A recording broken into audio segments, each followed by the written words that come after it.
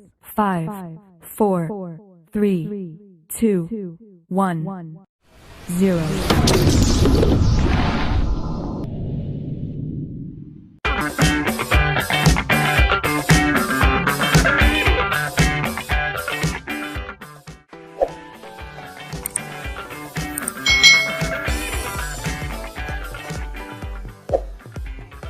Hai, selamat datang kembali di channel YouTube Kak Citra. Hari ini kita akan belajar mata pelajaran tematik tema 1 subtema 3 pembelajaran yang kedua untuk adik-adik yang duduk di kelas 3. Nah, kalau kalian belum melihat pembelajaran di subtema 1 dan 2, Kak Citra berharap kalian melihatnya terlebih dahulu supaya kalian bisa mengikuti pembelajaran selanjutnya. Oke, kita siap untuk belajar bersama-sama. Pertumbuhan kucing. Hari ini Siti senang sekali. Kucing peliharaan Siti melahirkan 5 anak kucing yang lucu. Anak kucing yang dilahirkan memiliki warna yang berbeda. 3 anak kucing berwarna putih seperti induknya. 1 anak kucing berwarna hitam. 1 anak kucing lainnya berwarna belang. Siti senang memelihara kucing karena kucing termasuk hewan yang pintar. Siti menyiapkan tempat tinggal kucing dan menjaga kebersihannya. Setiap hari Siti memberi makan, minum, dan memandikan kucingnya secara teratur. Kucing peliharaan Siti tumbuh besar. Kucing Siti mengalami pertumbuhan. Siti menyayangi dan menjaga hewan peliharaannya. Nah, ini adalah kucing yang dimiliki Siti. Jadi kucing ini memiliki anak ya, anaknya ada 5 yang warnanya berbeda-beda. Nah, Siti memelihara kucing ini dengan baik. Dia juga menyiapkan kandang atau tempat tinggal yang bersih juga untuk kucing-kucingnya. Di sini ada pertanyaan berdasarkan bacaan tadi adik-adik. Yuk kita bahas bersama-sama. Mengapa Siti merasa senang? Mengapa adik-adik Siti tadi merasa senang? Karena kucing peliharaan Siti melahirkan 5 anak kucing yang lucu. Jadi Siti merasa senang. Yang kedua, bagaimana cara kucing berkembang biak? Ayo, bagaimana cara kucing berkembang biak? Iya, dengan cara melahirkan. Kalau dalam pembelajaran yang kemarin kita sudah belajar tentang ayam ya. Kalau ayam itu cara berkembang biaknya dengan bertelur. Nah, kalau kucing ini dengan cara melahirkan. Lalu berapa banyak anak kucing milik Siti? Iya, ada 5 anak kucing. Ada berapa jenis warna anak kucing yang dimiliki Siti tadi? Ya, ada 3 warna. Nah, 3 warna itu yang 3 anak kucing itu warnanya putih ya, warna putih. Lalu 1 anak berwarna hitam dan 1 anak lagi yang berwarna belang. Jadi warnanya ada 3. Soal nomor 5. Apakah kamu suka memelihara kucing? Nah, untuk jawaban nomor 5 ini pasti berbeda-beda. Mungkin ada yang ya suka atau tidak ya, tergantung dengan kalian masing-masing. Apakah kalian suka atau tidak? Apakah kamu memiliki hewan peliharaan di rumah?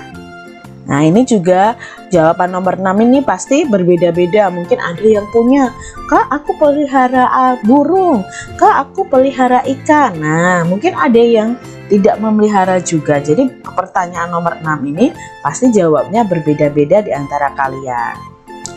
Apa saja faktor yang mempengaruhi pertumbuhan kucing? Nah, kucing itu bisa bertumbuh. Itu faktor yang mempengaruhinya apa saja? Nah, ada makanan, minuman, tempat hidup atau kandang itu sangat mempengaruhi pertumbuhan kucing. Kalau kucingnya tidak pernah diberi makan, ya otomatis dia tidak akan tumbuh.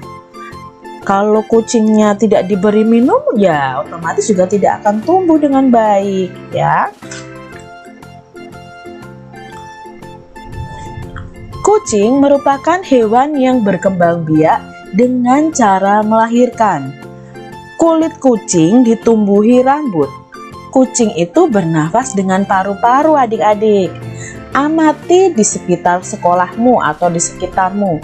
Adakah hewan yang memiliki kesamaan ciri-ciri dengan kucing? Ayo, coba kalian bisa lihat di sekitar kalian, adakah hewan yang ciri-cirinya sama dengan kucing? Mungkin ciri-ciri di sini sama, berkembang biaknya dengan cara melahirkan, boleh. Kalau ditumbuhi rambut juga boleh. Hewan apa saja yang seperti kucing? Nah, di sini Kak Citra punya nih contoh hewan yang berkembang biak dengan cara melahirkan seperti kucing tadi. Nah, ini sebagian kecil saja ya. Berkembang biak dengan cara melahirkan itu bisa disebut dengan perkembangbiakan vivipar. Nah, ada sapi, ada ikan paus, ada macan, ada kelinci, ada lumba-lumba, kambing, anjing. Itu contoh hewan yang berkembang biak dengan cara melahirkan. Kuda memiliki ciri-ciri yang sama dengan kucing. Kuda termasuk hewan yang berkembang biak dengan cara melahirkan. Kulit kuda juga ditumbuhi rambut. Anak kuda mengalami pertumbuhan sehingga menjadi kuda dewasa. Kuda memiliki badan dan tenaga yang sangat kuat. Kemampuan kuda dalam berlari pun sangat baik. Nah, kuda ini juga ciri-cirinya sama dengan kucing tadi, adik-adik. Di sini kuda memiliki badan dan tenaga yang kuat. Kuda ini suka berlari kan, adik-adik ya. Dia harus kuat. Nah, ketika melihat papan rintangan, dia akan melompat, adik-adik. Nah, adik-adik bisa nggak melompat? Wah, ya, seperti kuda ini melompati suatu papan rintangan. Dapatkah kamu berlari dan melompat seperti kuda? Wah, saya bisa, Kak, saya bisa. Saya bisa berlari dan melompat seperti kuda. Wah, bagus adik-adik. Nah, sekarang kita mau belajar melompat seperti kuda tadi. Lah, caranya bagaimana, Kak? Ini gambarnya. Jadi, siapkan karet yang disusun, adik-adik. Jadi, karet disusun sebagai pengganti papan lompatan. Beri tanda permulaan berlari dan melompat. Pilihlah 2 orang yang bertugas memegang karet. Nah, dari garis tadi, cobalah berlari, lalu sampai di teman yang memegang karet itu, kalian harus melompat melewati karetnya. Nah, tinggi karet dapat ditambah sampai batas yang dapat kamu lompati. Jadi mungkin awalnya rendah dulu nih, temanmu merentangkan karetnya. Nah, kalau rendah kamu bisa melewati, dinaikkan ketinggian rentangan karetnya. Oh, kamu bisa melewati lagi, dinaikkan lagi. Nah, sampai batas kamu bisa melompati. Begitu adik-adik, ini cara bermain dengan karet yang disusun sebagai pengganti papan lompatan. Kalian bisa praktekkan ya di rumah kalian masing-masing ya. Sampai batas manakah kamu dapat melompat? Nah, apakah kamu dapat memperhatikan bahwa kemampuan setiap orang berbeda? Nah, adik-adik, saat kamu melompat tadi, kalau dengan temanmu, coba kamu lihat, oh, temanku mencapai ketinggian sekian. Aku ternyata bisa lebih tinggi. Temanku lebih rendah ternyata nggak bisa melompat setinggi aku. Nah, itu berarti kemampuan setiap orang itu berbeda.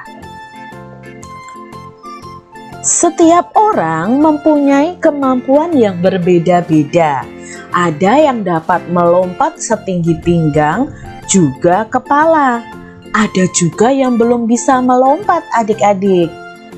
Kita harus menghargai perbedaan kemampuan teman kita. Mengajak berlatih bersama untuk meningkatkan kemampuan adalah hal yang baik yang dapat kamu lakukan. Jadi misalnya teman kalian nggak bisa melompat nih adik-adik, jangan mengejeknya, tapi ajaklah berlatih bersama. Mengajak berlatih bersama merupakan salah satu sikap saling menghargai kemampuan teman. Jika kita selalu menjaga sikap saling menghargai, maka kita dapat menjalin pertemanan dengan baik. Jadi kalau adik-adik mengejek malah nanti jadinya bertengkar. Tapi kalau adik-adik mengajaknya berlatih bersama, itu malah terjalin pertemanan yang baik adik-adik. Tuhan sangat menyayangi anak yang suka menolong. Tuhan juga sangat senang terhadap anak yang menghargai temannya. Menyayangi dan menghargai teman termasuk melaksanakan perintah Tuhan, ya. Jadi perintah Tuhan kita itu harus menyayangi dan menghargai teman kita, bukan malah mengejeknya atau membencinya. Menyayangi dan menghargai teman juga termasuk pengamalan sila-sila Pancasila. Nah, ketika kita menghargai teman, menyayangi teman, itu termasuk dalam pengamalan sila. Sila keberapa? Iya, sila kedua, kemanusiaan yang adil dan beradab. Nah, untuk melakukan perintah Tuhan itu berarti sesuai dengan sila ke-1, tapi untuk menyayangi dan menghargai teman itu sesuai dengan sila ke-2. Nah, tentunya kalian masih ingat ya sila-sila dalam Pancasila. Jadi ada 5 sila, dari ketuhanan yang Maha Esa sampai keadilan sosial bagi seluruh rakyat Indonesia. Kamu melihat temanmu mengalami kesulitan saat mengikuti permainan lompat tali. Sikap yang akan kamu lakukan adalah, sikap kamu akan seperti apa adik-adik? Apakah mengejeknya? Jangan ya adik-adik, mari kita menolong atau membantunya supaya bisa mengikuti permainan lompat tali dengan baik dan benar. Jangan kita malah mengejeknya adik-adik. Kamu melihat salah satu temanmu mengejek teman lain yang mengalami kesulitan saat melompat. Nah, ada temanmu yang mengejek nih. Sikap yang akan kamu lakukan adalah, apakah kamu akan ikut-ikutan mengejek? Oh, jangan ya adik-adik ya. Kita harus apa? Menegur, menasihati teman yang mengejek tadi. Karena mengejek itu perbuatan yang tidak baik. Dan meminta teman yang mengejek tadi untuk meminta maaf dan mengajak bermain bersama. Ya, jangan langsung ikut-ikutan mengejek, tapi tegurlah adik-adik. Adik-adik harus berani menegur orang yang berbuat salah. Misalkan temanmu yang belum dapat mengikuti kegiatan dengan baik, bagaimana cara yang baik dalam menyampaikan saran kepadanya? Nah, temanmu ada yang belum bisa mengikuti kegiatan dengan baik. Lalu bagaimana kamu menyampaikan saran kepada temanmu itu? Nah, kita harus menyampaikan sarannya dengan berbicara dengan baik dalam menyampaikan saran. Tidak marah-marah, kamu nggak bisa, gini-gini, nggak. Kamu bisa berkata dengan baik-baik, teman, kamu memang belum bisa. Yuk kita berlatih bersama. Dan kamu harus banyak berlatih. Itu memberikan saran yang baik kepada temanmu dengan berbicara yang baik dan sopan adik-adik. Jadi jangan marah-marah ya adik-adik ya ketika memberikan saran kepada orang lain. Nah, demikian tadi adik-adik untuk pembahasan tema 1 subtema 3 pembelajaran yang kedua. Kak Citra berharap video ini bermanfaat bagi kalian semua. Sampai jumpa kembali di video pembelajaran selanjutnya. Tuhan memberkati. Jangan lupa tekan tombol subscribe, lalu tekan loncengnya, tekan juga tombol like, lalu share ke media sosial kalian. Jangan lupa untuk ikuti media sosial Kak Citra. Terima kasih.